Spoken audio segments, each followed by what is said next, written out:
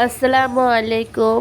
আপনি শখ করে একটি বিড়াল পালবেন। সেই বিড়াল যদি আপনাকে কামড় দেয়, আঁচড় দেয়, আপনার ঘরে ছোট ছোট বাচ্চা আছে, সেই বাচ্চা যদি খেলতে যেয়ে আপনার বিড়ালের কামড় খায় বা আঁচড় খায়, তাহলে কি আপনার বা আপনার বাচ্চার টিকা দিতে হবে?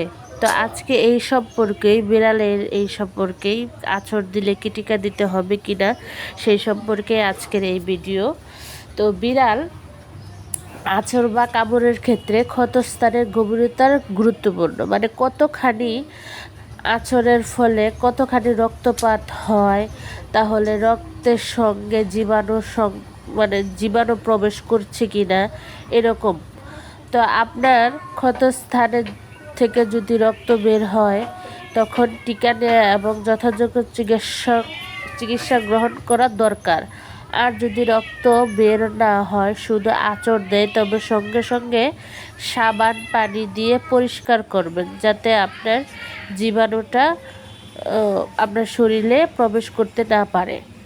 হ্যাঁ, তো সবার ক্ষেত্রেই আপনার ছোটো বাচ্চা যখন আঁচড় খাবে, তখন আপনার ঘরে ছোটো বাচ্চা যখন আঁচড় খাবে, তখন সাথে সাথে সাবান পানি দিয়ে হেক্সোসল দিয়ে পরিষ্কার করে দেবেন। আপনিও যদি আঁচড় খান, তাহলে সেইটাই করবেন।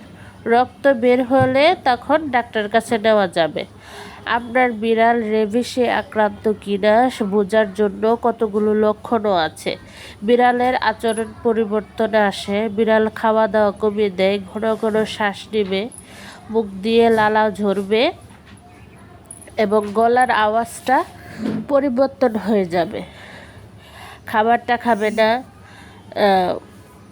সব এখানে সেখানে জিম মেরে বসে থাকবে, খেলার অ্যাক্টিভিটি খেলার মতো মন মানসিকতা থাকবে না, চঞ্চলিকতা কমে যাবে।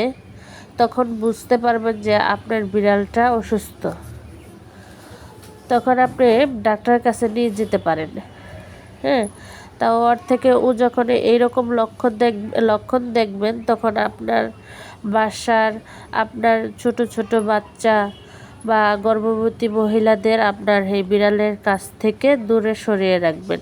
বিড়ালকে আলাদা রাখবেন, নাহলে আপনারা আলাদা থাকবেন, এরকম করে।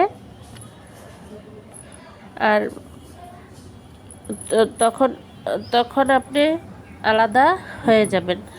আর রেবিসে আক্রান্ত হলে কি, রেবিসে আক্রান্ত হলে বিড়াল সাধারণত 8 থেকে 10 দিন বাঁচে।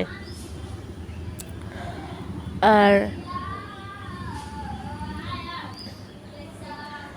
খাওয়া দাওয়া যদি যদি বুঝেন যে 8 থেকে 10 দিনের ভিতরে যদি আপনার বিড়ালটা কোনো কিছু না হয়, খাওয়া দাওয়া আবার আগের মতো পরিবর্তন হয়ে আসছে, তখন আপনি বুঝবেন যে আপনার বিড়ালটা কোনো অসুস্থই ছিল না, মানে রেবিসটা আক্রান্তই হয়নি।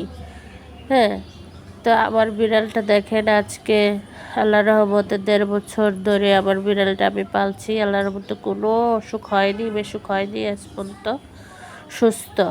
সে মাঝে মাঝে খাওয়া দাওয়া হঠাৎ বন্ধ করে দিত, তা আবার আগের মতোই 2-3 দিন পর আবার আগের মতোই খাওয়া দাওয়া করে, দৌড়ঝাঁপ লাফালাফি করে। তো এখন সুস্থ। এখন আর কয়দিন পর আবার এই বাবুটা বেবি দিবে। হ্যাঁ, দেখেন কি সুন্দর ফুল দিয়ে খেলা করতেছে। ওকে যাই করেন, ও কিচ্ছু বলবে না, চুপচাপ স্বভাবের। একটু মুখ দিয়ে শব্দও বের হবে না, শুধু ব্যথা পেলে আর ক্ষুধা লাগলে ওনার মুখ দিয়ে শব্দ হয়। আর কোনো সময় কিচ্ছু বলবে না, সব সময় চুপচাপ।